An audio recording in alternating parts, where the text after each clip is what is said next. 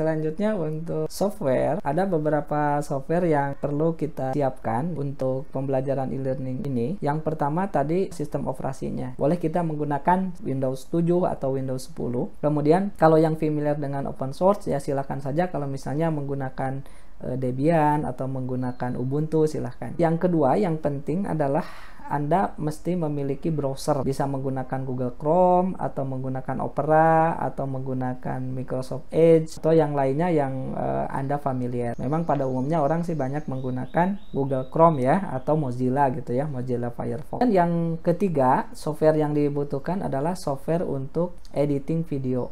Nanti saya akan share menggunakan Filmora. Tentu Anda boleh menggunakan software video editing lainnya yang Anda familiar ya, misalnya Adobe Premiere atau Anda menggunakan Camtasia ya, atau yang lainnya, banyak yang bisa digunakan.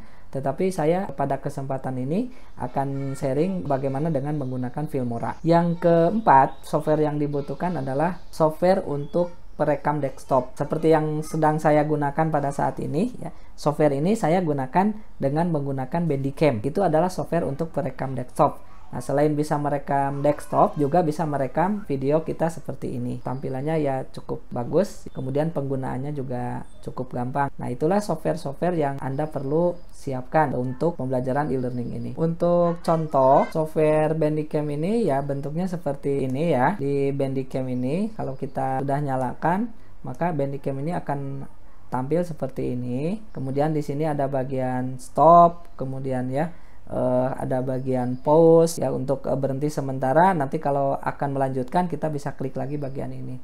Kemudian ada juga bagian ini ya, ini untuk membuka hasil dari rekaman. Jadi kalau misalnya udah kita stop, maka hasil rekamannya akan bisa kita lihat di bagian yang ini. Tinggal klik saja, nanti akan menuju folder ke tempat penyimpanan. Nah, kemudian di Bandicam ini juga kita bisa mengatur ya, untuk pengaturan general ini outputnya mau disimpan di mana gitu ya. Kemudian ada video, mau pakai overlay video atau tidak, menampilkan video atau tidak. Di bagian yang ini Anda bisa setting. Bagian ini Anda nanti bisa setting mau pakai pengaturan sound, kemudian mouse, mau ada efek dari mouse yang kita gerakan. Nah, ini di bagian-bagian yang ini. Nah, ini software Bandicam. Selanjutnya Anda juga bisa untuk mengoperasikan software Filmora. Di bagian ini ada Wondershare Filmora ya. Jadi Anda bisa nyalakan aplikasinya. Ini proses Filmora masih loading ya untuk membuka file. Masih loading, kita lihat. Nah, kalau sudah terbuka seperti ini, Anda bisa melanjutkan dengan mengklik full fitur mode ya. Jadi supaya mendapatkan fitur yang maksimal dari Filmoranya. Nah, kita lihat di bagian yang ini ya.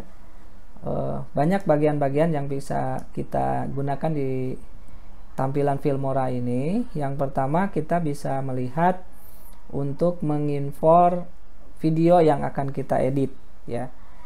Jadi setelah tadi kita gunakan Bandicam untuk merekam atau melakukan syuting, maka proses berikutnya adalah untuk mengedit video. Mengedit video ini kita bisa import di sini filenya dari mana kita ambil ya. Kemudian nanti setelah masuk ada di bagian yang ini ya. Setelah masuk di bagian yang bawah ini kita bisa mengedit, bisa memotong bagian-bagian tertentu, atau kita bisa menambahkan musik, menambahkan teks sini ya. Nah, kemudian menambahkan transisi dan selanjutnya.